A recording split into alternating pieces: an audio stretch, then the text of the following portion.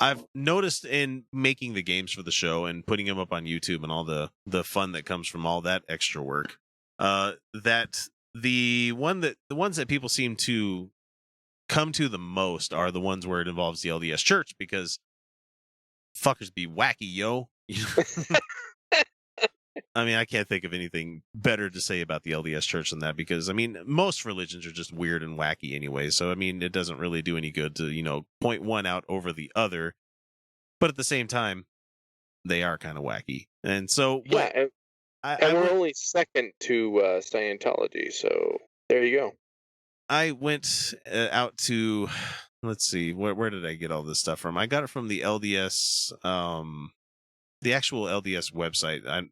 I've come up with better words for it, but I can't do that. But it's lds.org, whatever the fuck it is. And I grabbed a whole bunch of facts, quote unquote facts that they like to put out there. And, they probably are from a certain point of view, as Obi-Wan would say,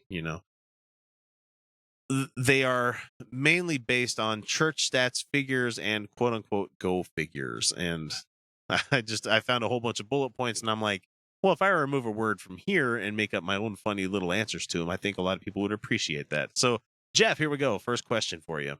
Oh, let's do it. The Church of Jesus Christ of Latter-day Saints was the first post-New Testament church that had actually had the name Jesus Christ in its title.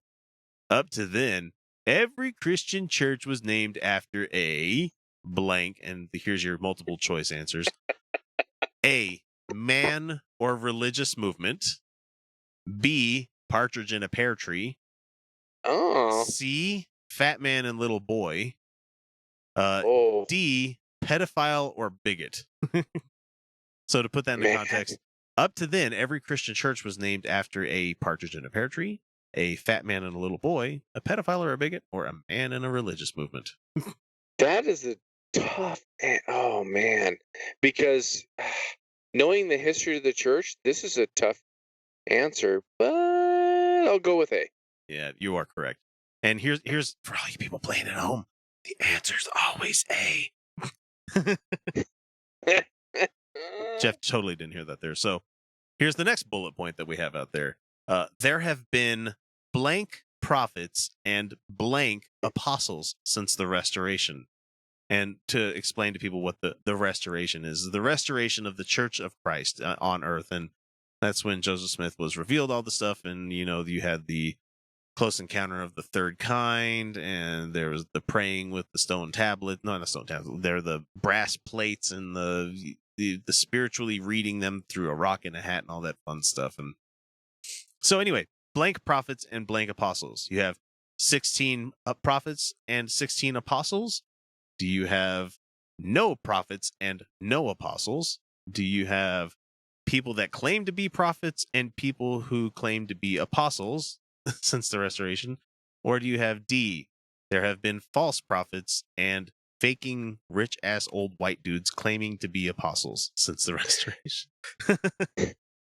Okay, I'm a bit biased on this. Exactly. I have an inclination to choose D. Yeah. However, A seems more appropriate given the circumstance of the question. But let's go with A. Yeah, you are correct. So there have been 16 leaders of the LDS Church that have stepped up, and don't they all die in office? Aren't they supposed to all die in office, or do some of them actually step down? No, they die. Okay, yeah. So there you go, leader for life and afterlife, apparently.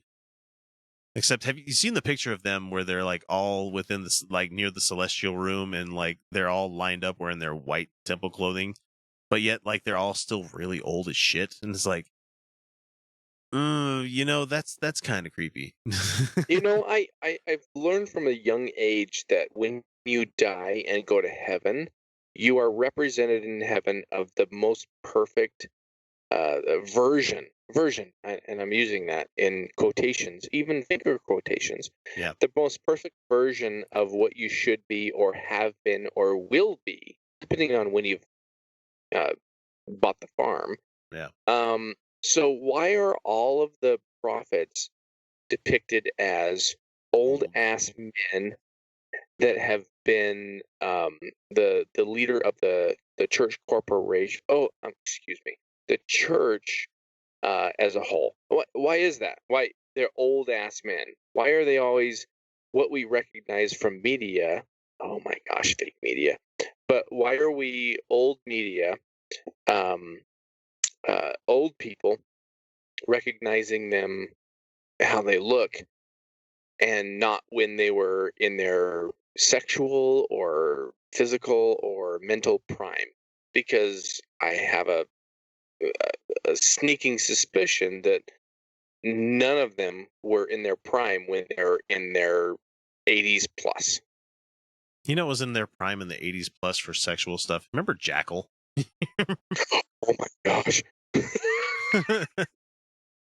I don't know why I started thinking of the fucking chainsaw that was used in fucking Rock Band's music. Oh, I'm gonna be. I know Our what I'm outro's listening gonna to. be Jackal, isn't it? Yeah, I need to write that down. Jackal. Bum, bum, bum, bum, bum. My wife can speak to Jackal like no other person I've never come across. Oh man, that's like my favorite band is Air Supply. It's like no, I love Night Ranger. I fucking love them. X, you're an asshole because those are amazing.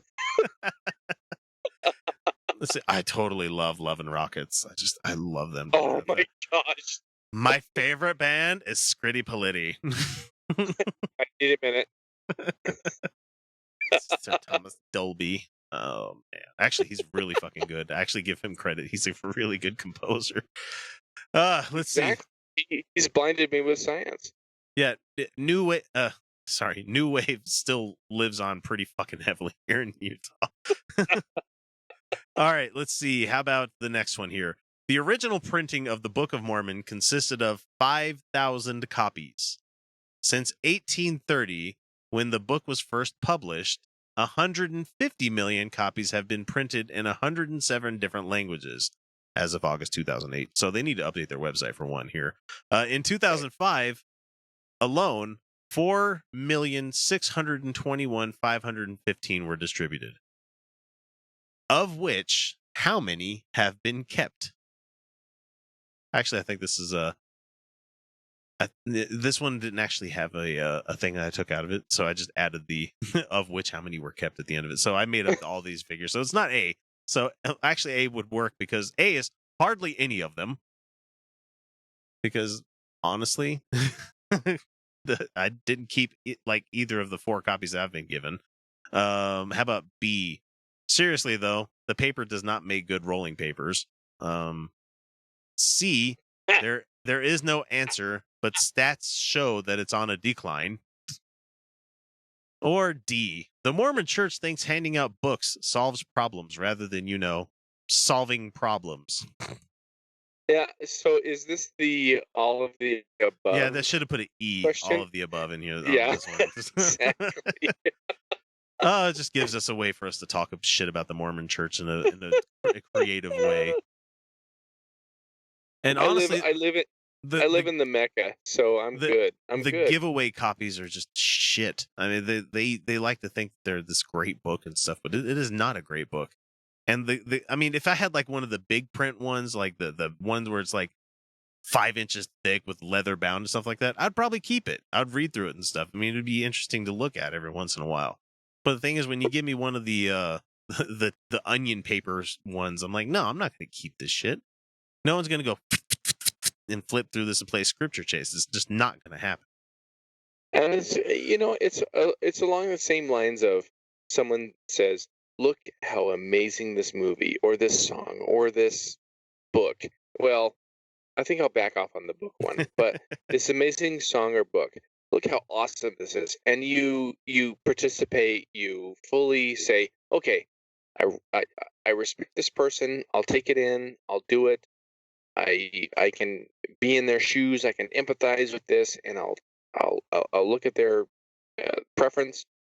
And then you get about 15 seconds in, and you're like, "Oh, this is bullshit. This is bad. Why am I reading this?" This is why am I doing this?" why am I listening to Mumford and Sons? This is sick. This is gross. Shots So fired. yeah, Shots fired. it's the same. No, I'm just kidding. I Why actually is don't like. Nickelback even a thing? I don't like So, Mumford and Sons either. oh, Though I neither I do I. will knife fight anybody that doesn't like Nathaniel Rateliff and the Night Sweats. Though it's a great album.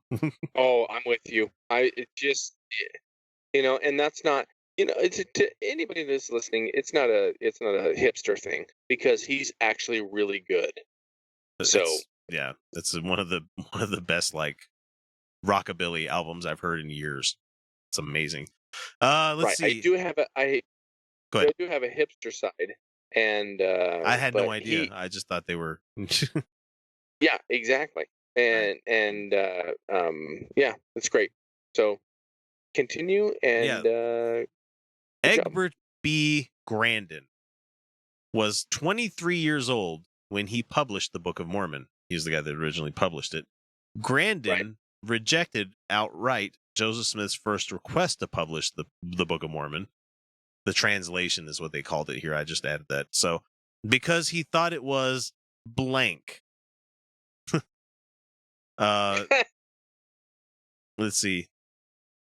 Okay, let me finish. I left that. I actually left it in the test here. It's not going to sound very good. So, request to publish the translation because he thought it blank. After he found out Joseph was getting it published anyway, he relented, but charged Joseph an exorbitant $3,000 up front for 5,000 copies. And they do the math here for you to know. It's like, to give you an idea of how steep this amount was, if Grandin were publishing it today, the upfront cost would be $65,000. Like, to make 5,000 copies, you can sell them for what? Let's see, 65 divided by 5. So if you sold the books by like $13, you would still be able to turn a profit. If you sold it for $14, you make $5,000 off of it. Fucking idiots. But you don't want to give their whole business model of giving away free books so I can burn them. It doesn't seem very smart to me. So he rejected the request because he thought it was a fraud and wouldn't stand to make any money off of it. B, needed a few more revisions because especially that boring as shit section with the olive trees. Was C,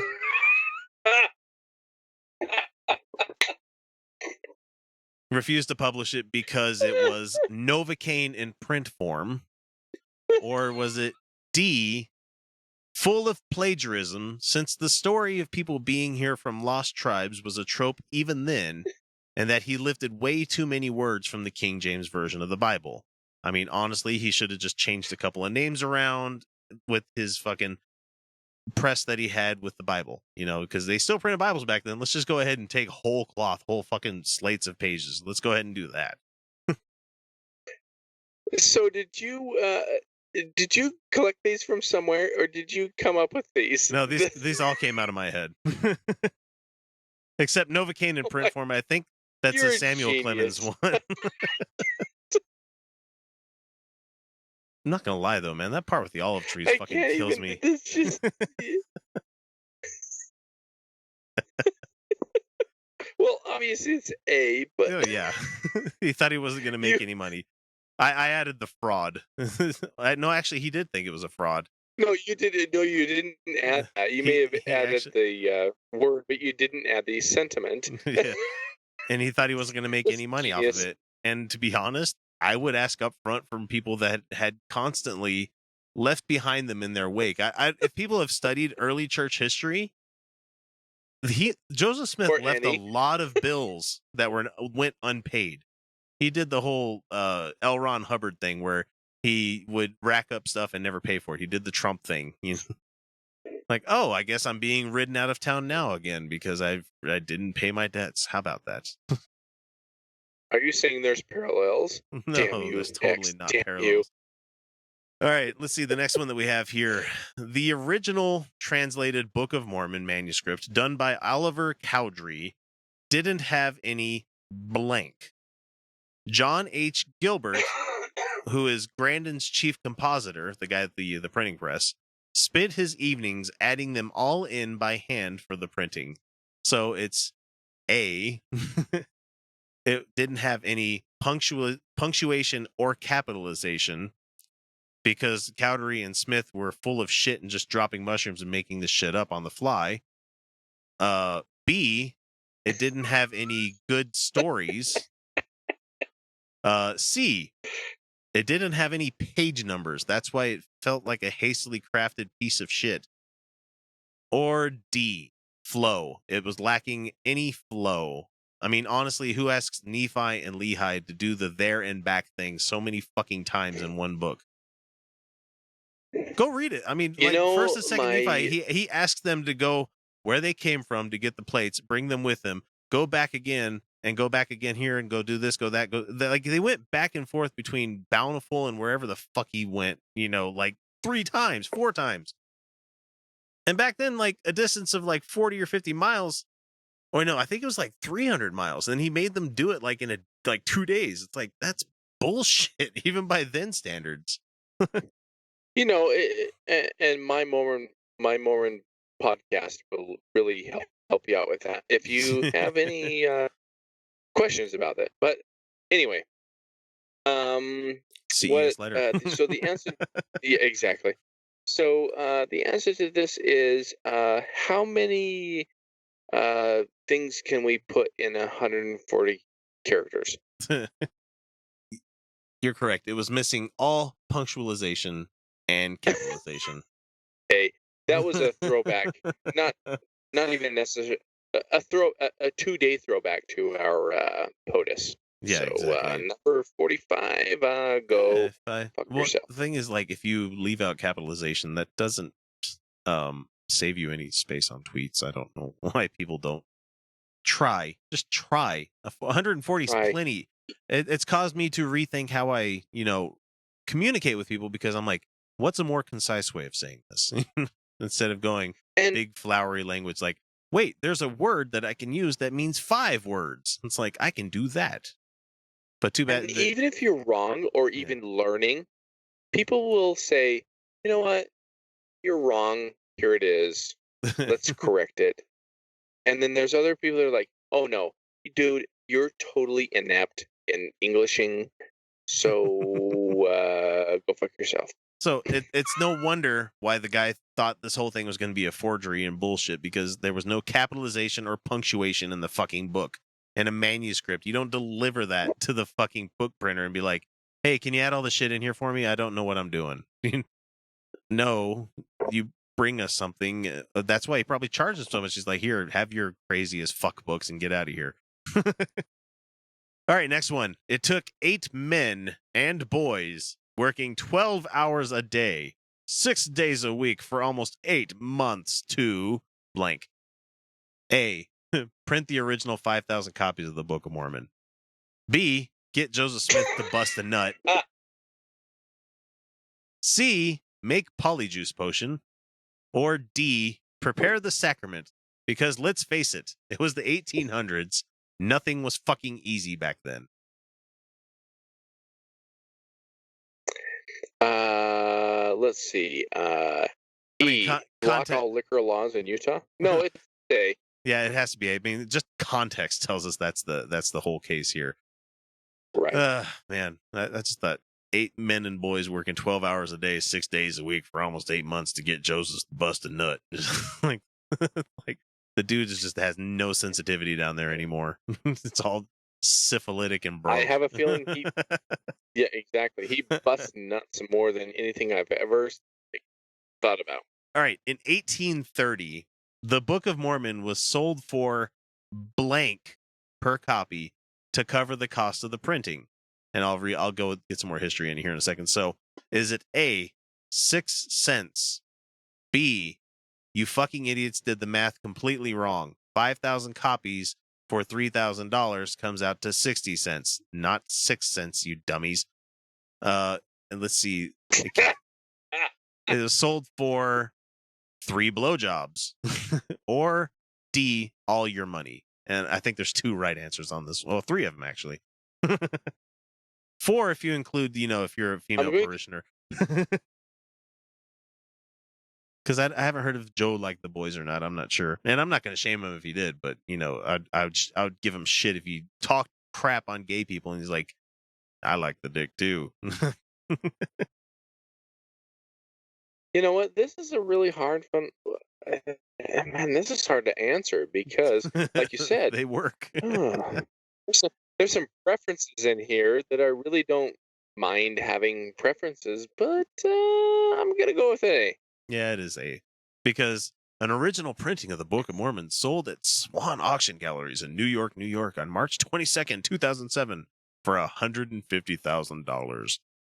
Plus 20% buyer's premium, bringing the selling price to $180,000. But then again, you can always get a free copy from the missionaries. Go figure. Fucking Mormons, I swear, man. But yeah, do the math for yourself. Oh, you're still getting bad lag. Your internet sucks balls out there, dude. I know it does. It's terrible. So $3,000 divided by 5,000 copies. You can do the math real easy. I did it like 3 times last night just to make sure I wasn't seeing shit. So, all right, let's see. In 1851, this is the last one we have. Then we're gonna call it quits on this one. The Book of Mormon was translated and published in blank. This was the first modern non-English translation of the Book of Mormon. So is it A, Danish? Because look at how many fucking surnames we've received from their first target. Jorgensen, Christiansen, Johnson. You know what? Before we go even further, Johansson. I want to shout out to my brother-in-law, Okay. which is the most Danish. Okay. This is a very short, long story. So, his name is he's got a very American first name, but his last name is Van Ecklenburg. Now, his dad's name is Lambertus Christianus Van Ecklenburg. Jesus Christ, man. How Danish could you get? You can only get more Danish if you name your kid Stroopwafel. Yeah, that's about the Exactly. Exactly. So, shout out to all my Danes.